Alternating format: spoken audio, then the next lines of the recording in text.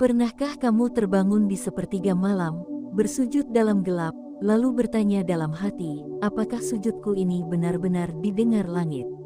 Atau jangan-jangan hanya aku sendiri yang merasa dekat, sementara langit tetap diam? Pertanyaan itu bukan tanda iman yang lemah. Justru sering muncul pada jiwa yang sedang bertumbuh. Dan jika hari ini kamu sampai pada video ini, percayalah, itu bukan kebetulan. Ada getaran yang sedang dipertemukan. Assalamualaikum warahmatullahi wabarakatuh. Terima kasih karena sudah meluangkan waktu, singgah, dan membersamai ilmu langit. Di antara jutaan video yang bisa kamu tonton, langkahmu berhenti di sini. Bukan karena algoritma semata, tetapi karena ada pesan yang sedang mengetuk ruang batinmu, pelan namun pasti. Tahajud bukan sekadar bangun malam. Ia adalah pertemuan rahasia antara hamba dan Allah, di waktu ketika dunia terlelap dan topeng kehidupan ditanggalkan. Banyak orang berdiri di malam hari, namun tidak semuanya meninggalkan getaran. Sebagian hanya melepas kewajiban, sebagian lain menyentuh langit, dan hanya sedikit yang benar-benar membuat arsy bergetar. Menariknya, tahajud yang menggetarkan arsy tidak selalu disertai tanda besar yang kasat mata. Tidak selalu hidup langsung berubah drastis. Tidak selalu doa langsung terkabul. Justru tanda-tandanya sering hadir dalam bentuk yang sangat halus, sangat manusiawi, dan sering dianggap biasa. Di bagian pertama ini, kita akan membuka satu tanda awal yang menjadi fondasi dari semua tanda berikutnya. Tanda yang jika ada dalam dirimu, menjadi petunjuk bahwa sujudmu bukan sekadar gerakan, melainkan percakapan yang sampai. Tanda pertama itu bukan tentang dunia, bukan tentang rezeki, bukan tentang manusia lain. Tanda pertama selalu bermula dari dalam dirimu sendiri. Saat tahajudmu mulai menyentuh langit, yang pertama kali berubah adalah caramu memandang hidup. Bukan masalahnya yang menghilang, tetapi caramu berdiri di hadapan masalah itu yang berubah. Kamu tetap diuji, dan tetap diuji. Namun ada sesuatu yang berbeda. Hatimu tidak lagi sekeras dulu saat kecewa. Pikiranmu tidak lagi segelap dulu saat harapan tertunda. Ini bukan kebetulan. Inilah getaran pertama. Hati yang mulai tenang di tengah badai adalah bahasa langit. Karena Allah tidak selalu menenangkan keadaan, tetapi seringkali menenangkan hamba sebelum keadaan itu diubah. Dan hanya jiwa yang sujud di malam hari yang mampu menerima ketenangan semacam ini tanpa banyak bertanya. Kamu mungkin tidak sadar, namun perhatikan dirimu belakangan ini. Saat sesuatu tidak berjalan sesuai rencana, reaksimu lebih lembut. Saat manusia mengecewakan, kamu lebih cepat berdamai. Bukan karena kamu kalah, tetapi karena kamu sudah tidak haus pembenaran. Ada rasa cukup yang tumbuh, meski hidup belum sepenuhnya mudah. Di titik ini, banyak orang keliru menilai dirinya sendiri. Mereka mengira tahajudnya sia-sia karena belum melihat hasil besar. Padahal, perubahan paling mahal selalu dimulai dari perubahan batin. Dan perubahan batin adalah tanda paling awal bahwa doamu sudah melewati batas langit pertama. Tahajud yang menggetarkan arsy tidak membuat seseorang sombong dengan ibadahnya. Justru membuatnya semakin merasa kecil. Semakin sadar bahwa tanpa Allah, dirinya rapuh. Semakin hati-hati menjaga niat, menjaga lisan, menjaga arah langkah. Ini bukan rasa takut yang menekan, tetapi takut yang memeluk. Jika kamu merasa akhir-akhir ini lebih mudah merenung daripada menghakimi, lebih memilih diam daripada melukai, lebih sering berdialog dengan Allah daripada mengeluh pada manusia, maka jangan remehkan itu. Bisa jadi, itulah jawaban pertama dari tahajudmu. Menariknya, pada fase ini, doa-doa besar seringkali belum dikabulkan. Namun anehnya, hatimu tidak memberontak. Kamu tetap berharap, tapi tidak memaksa. Tetap meminta, tapi tidak menuntut. Ada keyakinan yang tumbuh diam-diam, bahwa Allah sedang menyiapkan sesuatu dengan caranya sendiri. Keyakinan seperti ini tidak lahir dari teori. Ia lahir dari sujud panjang yang jujur. Dari air mata yang jatuh tanpa disaksikan siapapun selain Allah. Dari doa yang mungkin terdengar sederhana, namun diucapkan dengan hati yang utuh. Disinilah banyak orang mulai merasakan pergeseran. Mereka tidak lagi menjadikan tahajud sebagai alat menekan langit, tetapi sebagai tempat pulang, tempat menata ulang hati, tempat mengakui lemah tanpa pencitraan. Dan justru di titik inilah langit paling dekat. Jika bagian ini terasa menamparkan sekaligus menenangkan, mungkin ada getaran yang sedang sama. Banyak yang memilih menandai momen seperti ini dengan angka 77 sebagai simbol saling menguatkan energi kebaikan antar jiwa yang sedang belajar berserah. Namun perjalanan ini belum selesai, karena tanda pertama hanyalah pintu. Setelah pintu terbuka, akan ada perubahan yang mulai merembes ke kehidupan sehari-hari. Bukan hanya di sajadah, tetapi di cara kamu menjalani pagi, menghadapi manusia, dan menyikapi takdir. Di bagian kedua nanti, kita akan masuk pada tanda-tanda yang mulai terlihat di luar dirimu. Pada kehidupan yang pelan-pelan dibenahi tanpa banyak kebisingan. Dan di bagian ketiga, kita akan sampai pada tanda yang paling jarang disadari, namun paling kuat pengaruhnya. Tetaplah bersama Ilmu Langit, karena jika tahajudmu benar-benar menggetarkan arsi, kamu tidak sedang sendirian. Langit sedang bekerja, meski kamu belum melihat hasilnya hari ini. Jika kamu masih berada di sini, membaca dan menyimak bagian kedua ini, percayalah, ada kesinambungan yang sedang terjadi. Tidak semua orang betah mengikuti pembahasan seperti ini. Hanya jiwa yang sedang mencari makna, atau sedang disentuh oleh getaran tertentu, yang memilih bertahan. Dan itu bukan kebetulan. Pada bagian pertama, kita sudah menyentuh tanda awal. Tanda yang paling sunyi, paling halus, namun paling jujur. Perubahan batin, ketenangan yang tidak lagi bergantung pada keadaan. Keyakinan yang tumbuh meski doa belum sepenuhnya terjawab. Itulah fondasi. Sekarang kita melangkah lebih jauh. Karena ketika fondasi sudah tertanam, getaran tahajud tidak berhenti di dalam dada. Ia mulai merembes keluar, masuk ke cara hidupmu, caramu melangkah, caramu dipertemukan dengan peristiwa. Dan disinilah tanda berikutnya mulai terasa. Tanda ketiga dari tahajud yang menggetarkan arsi adalah ketika hidupmu perlahan dibenahi dari hal-hal kecil yang dulu sering kamu sepelekan. Bukan perubahan besar yang dramatis, justru perubahan yang nyaris tidak disadari. Rutinitasmu mulai lebih tertata, waktumu terasa lebih bermakna. Kamu mulai peka terhadap hal-hal yang sebelumnya luput dari perhatian. Ada dorongan lembut dalam diri untuk memperbaiki yang bisa diperbaiki, tanpa merasa terbebani. Ini bukan karena kamu tiba-tiba menjadi orang yang sempurna, tetapi karena Allah mulai mengarahkan langkahmu dengan cara yang sangat tenang, tanpa paksaan, tanpa kegaduhan. Tahajud yang sampai ke langit seringkali tidak membuat hidup langsung mudah. Namun ia membuat hidup menjadi lebih terarah. Dan keterarahan adalah bentuk kasih sayang yang sering tidak disadari. Perhatikan bagaimana kamu belakangan ini mengambil keputusan. Kamu lebih berhati-hati, lebih mempertimbangkan akibat jangka panjang, lebih memilih tenang daripada terburu-buru. Ini bukan karena kamu takut gagal, tetapi karena hatimu sudah belajar mendengar suara yang lebih dalam.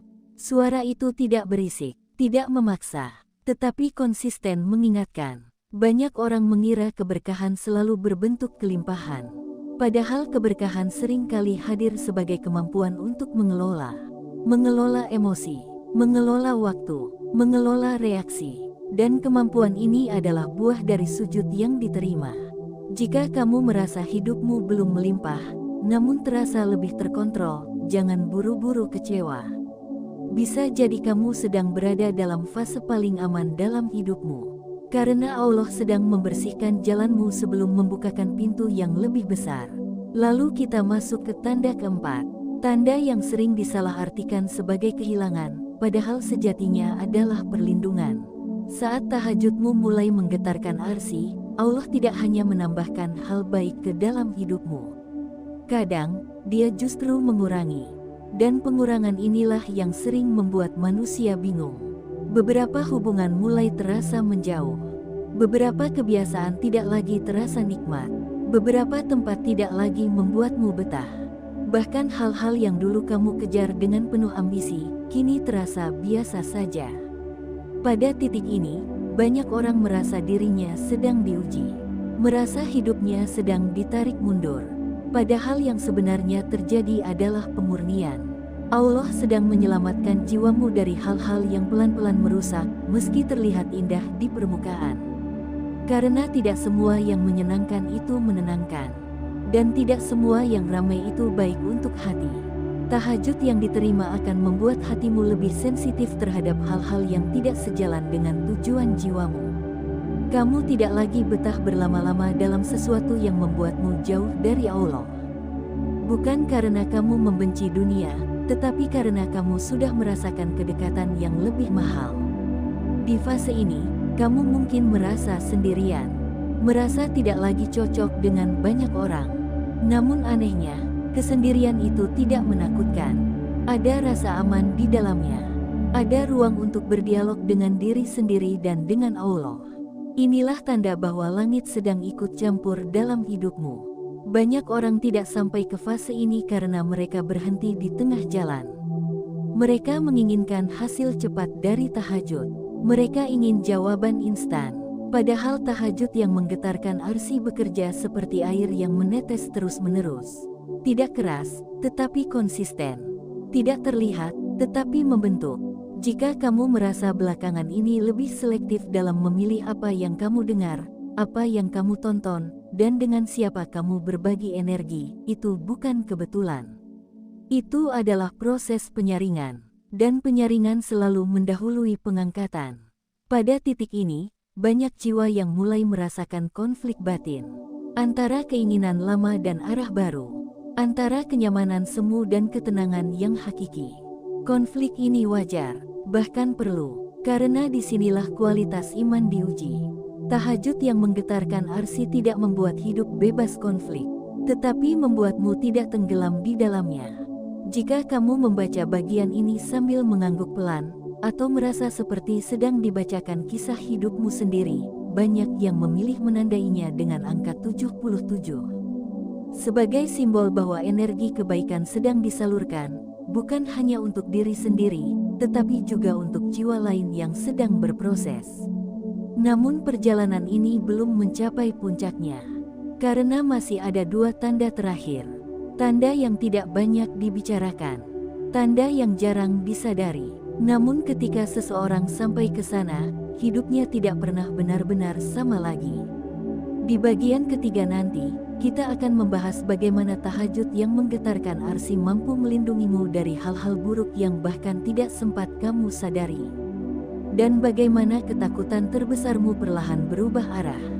Bukan lagi takut kehilangan dunia, tetapi takut kehilangan Allah. Tetaplah bersama Ilmu Langit, karena kisah ini bukan hanya tentang tahajud. Ini tentang perjalanan jiwa yang sedang dipanggil pulang. Kita sampai pada bagian terakhir. Dan biasanya, bagian inilah yang paling sunyi, paling dalam, sekaligus paling jujur. Karena tanda-tanda ini tidak lagi berbicara tentang apa yang terlihat manusia, tetapi tentang apa yang dijaga langsung oleh langit. Jika sejak bagian pertama hingga sekarang kamu merasa narasi ini seperti membaca potongan hidupmu sendiri, itu bukan kebetulan. Ada perjalanan batin yang sedang berada di fase yang sama. Dan tahajud, sekali lagi, menjadi porosnya. Tanda kelima dari tahajud yang benar-benar menggetarkan arsi adalah perlindungan yang bekerja tanpa suara. Perlindungan yang tidak diumumkan, tidak dipamerkan, bahkan seringkali tidak kamu sadari. Ada hari di mana kamu hampir mengambil keputusan besar, lalu entah kenapa hatimu mengurungkan niat. Ada rencana yang sudah tersusun rapi, namun tiba-tiba batal. Ada langkah yang hampir kamu ambil, tetapi terasa berat tanpa alasan yang jelas. Di saat itu, mungkin kamu sempat kesal, merasa peluangmu diambil, merasa kesempatanmu direbut. Namun waktu berjalan, dan perlahan kamu menyadari satu hal yang mengejutkan. Jika saat itu kamu tetap melangkah, mungkin ceritanya tidak akan sebaik hari ini. Inilah bentuk doa tahajud yang paling halus. Bukan memberi, tetapi menjaga. bukan menghadirkan, tetapi menjauhkan. Allah tidak selalu menyelamatkanmu dari masalah. Kadang Dia menyelamatkanmu dari dirimu sendiri, dari keputusan emosional, dari langkah tergesa, dari ambisi yang terlalu memaksa. Tahajud yang menggetarkan arsi seringkali membuat hidupmu terlihat biasa di mata manusia. Namun di balik itu, ada begitu banyak bahaya yang tidak pernah sampai kepadamu. Dan kamu tidak pernah tahu betapa dekatnya kamu dengan sesuatu yang buruk, seandainya tidak ada doa yang berdiri di sepertiga malam.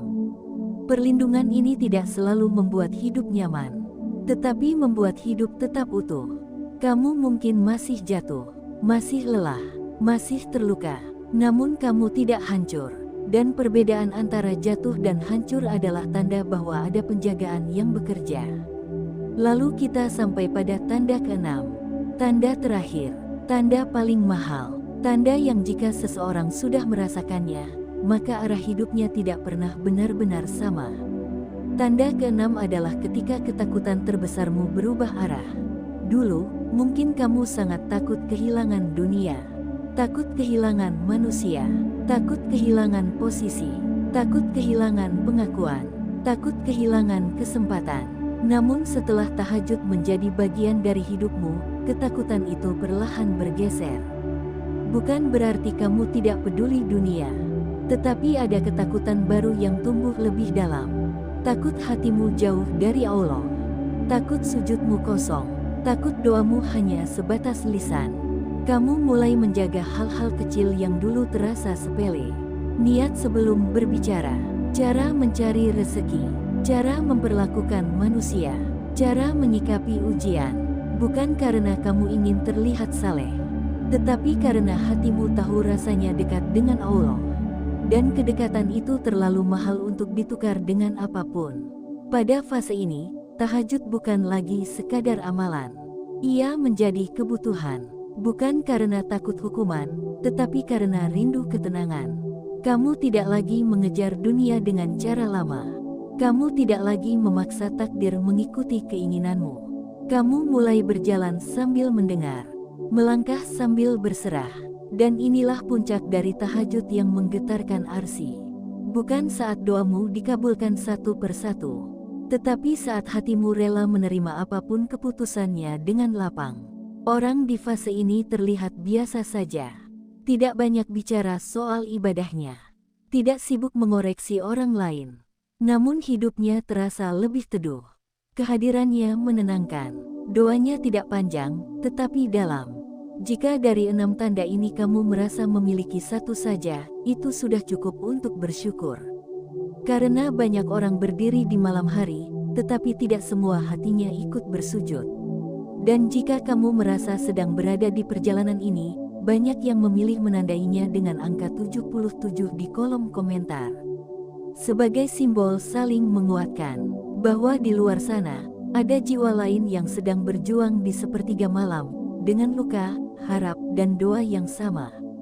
Tahajud bukan tentang seberapa sering kamu bangun, tetapi seberapa jujur kamu datang.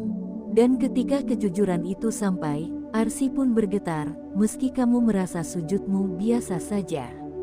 Terima kasih sudah membersamai ilmu langit dari awal hingga akhir. Semoga setiap sujudmu tidak pernah sia-sia.